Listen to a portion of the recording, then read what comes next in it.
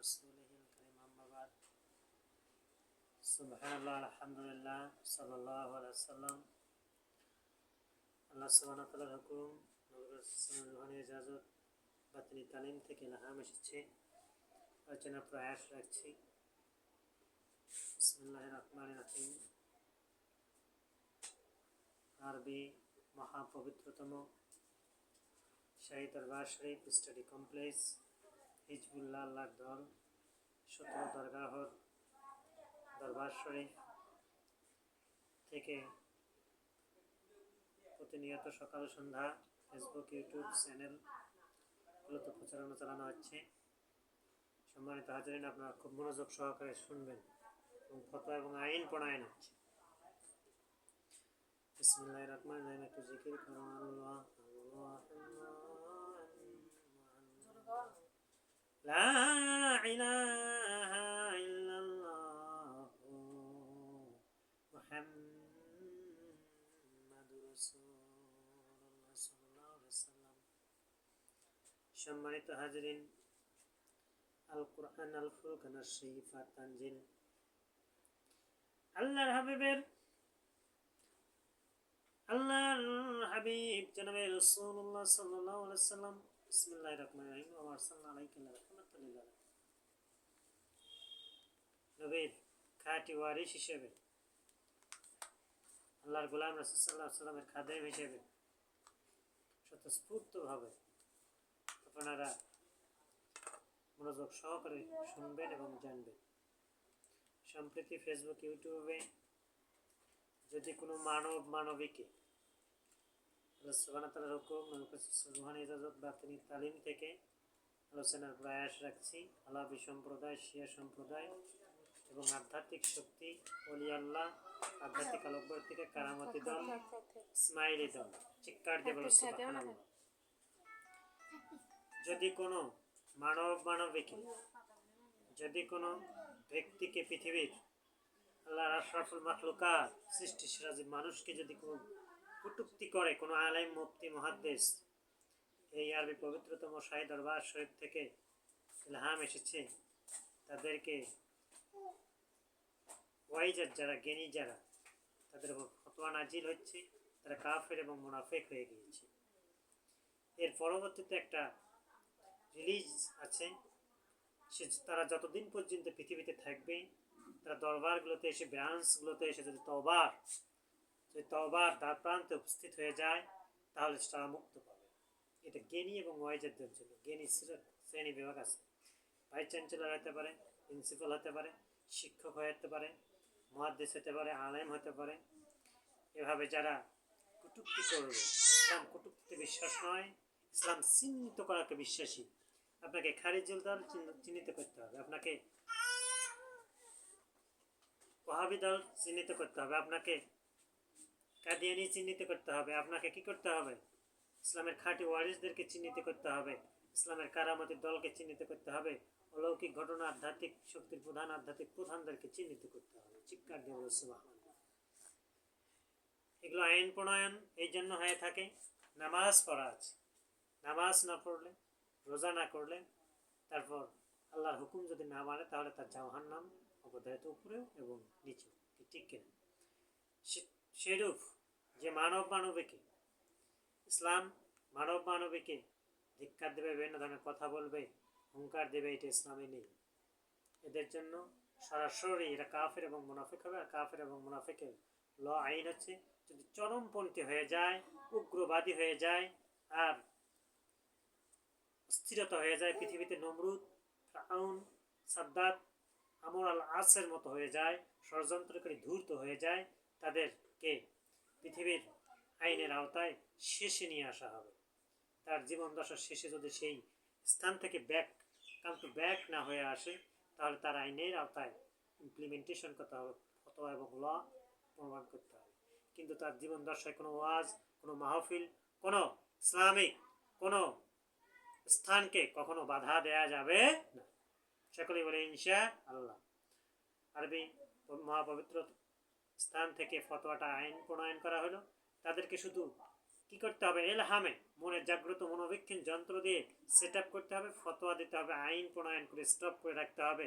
শেষ পর্যন্ত যদি সে উগ্রবাদী চরমপন্থী হয়ে যায়, তাকে তারা আইনের আওতায় নিয়ে আসতে হবে। যেমন আমর বিন আসের ঘটনা।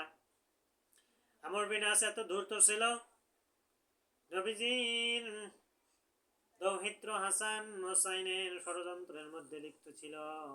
মুয়াবিয়ার ছেলে ইয়াজিদের পাপাত্মার মধ্যে ছিল। পরবর্তীতে আল্লাহর পক্ষ থেকে হুকুম এসেছে, তাদেরকে সেইভাবে হত্যা করা হয়েছে।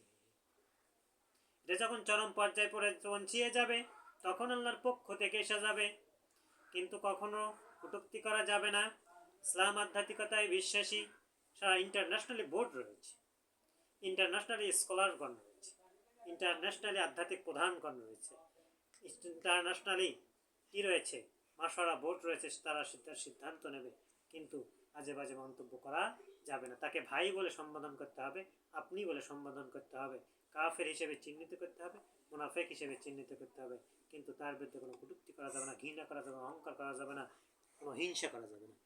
একটু জিকির করো আল্লাহ আল্লাহ আল্লাহ আল্লাহ আল্লাহ আল্লাহ আল্লাহ লা ইলাহা ইল্লাল্লাহু মুহাম্মাদুর রাসূলুল্লাহ সাল্লাল্লাহু আলাইহি ওয়াসাল্লাম।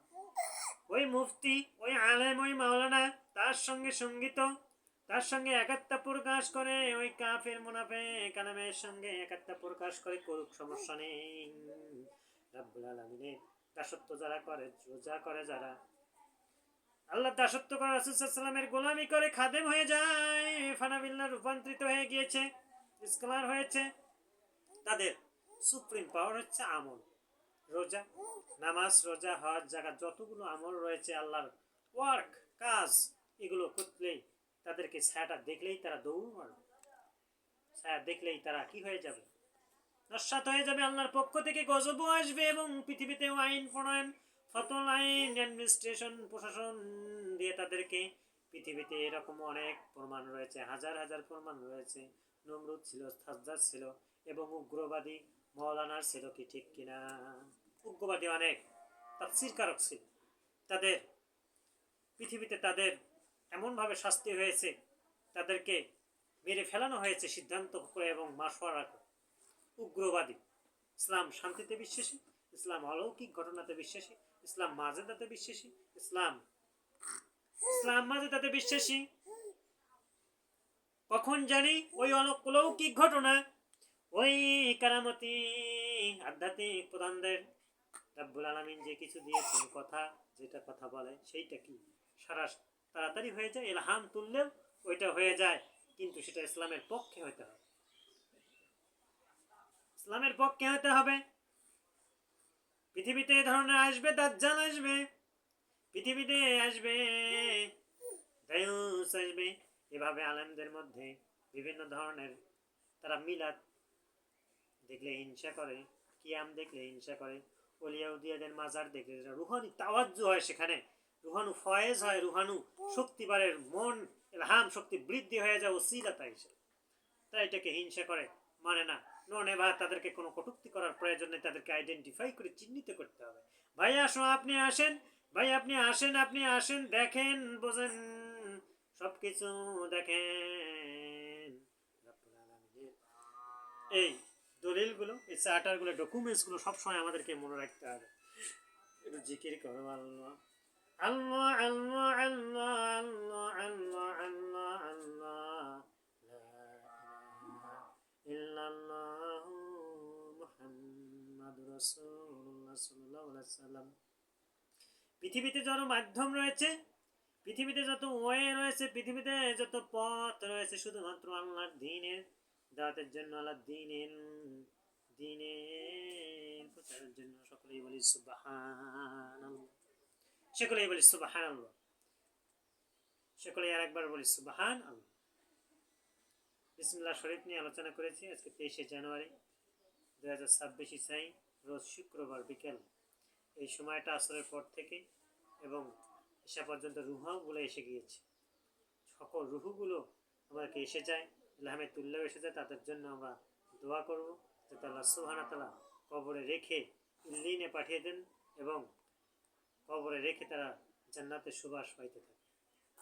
আলোচনা করতে চাচ্ছিলাম বিসমিল্লাহ শরীফ, এর আগে আলোচনা করেছি। সূরা ফাতিহা রুকিয়া, সূরা ফাতিহা হচ্ছে রুকিয়া, এটা হচ্ছে ঝাড়ফুঁকের সূরা। পৃথিবীতে আপনি সবার আগে বাতের চিকিৎসাটা আপনাকে নিতে হবে রুকিয়া। এই রুকিয়া ঝাড়ফুঁকের সূরা, এই সূরাটায় আপনি পৃথিবীতে 1400 বছর আগেই চলে যান এবং সায়েন্সের আগেই চলে যান, বিজ্ঞানের আগেই চলে যান। তখন সবসময় মনে রাখবেন, যেখানে বিজ্ঞান শেষ, সায়েন্স ইন্ট হয়ে গেছে, শেষ হয়ে গেছে, সেখানে আধ্যাত্মিকতা শুরু। সেখানে আধ্যাত্মিকতা আগেও শুরু, পরেও শুরু। যেখানে বিজ্ঞান স্টপ হয়ে গেছে, সেখানে আল্লাহর কোরআন ইসলাম রেডি, সেখান থেকে আবার শুরু। আনলিমিটেড ওয়াইজার, আনলিমিটেড জ্ঞান, আনলিমিটেড আল্লাহ সুবহানাহু ওয়া তাআলার রহমত বরকত। আসসালামু আলাইকুম ওয়া রাহমাতুল্লাহি ওয়া বারাকাতুহু। ইনশাআল্লাহ।